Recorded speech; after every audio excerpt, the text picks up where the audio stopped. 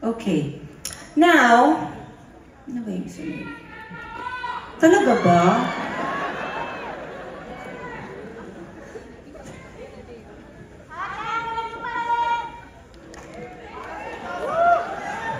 Ayan, nagwagi ako dito. Medyo nakakahinga ng very, very light. Okay. Alright.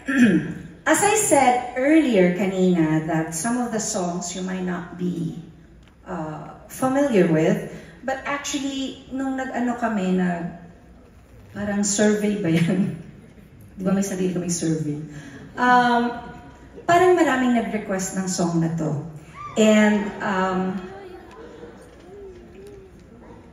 this is actually written by my musical director, Raul Mitra.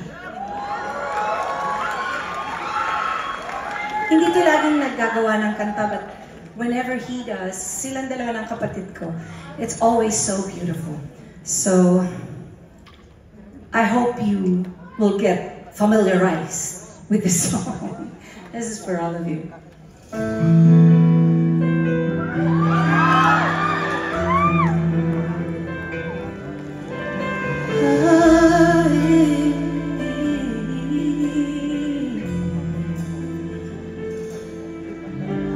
Mula noon hanggang ngayon ay nagmamahal sa'yo.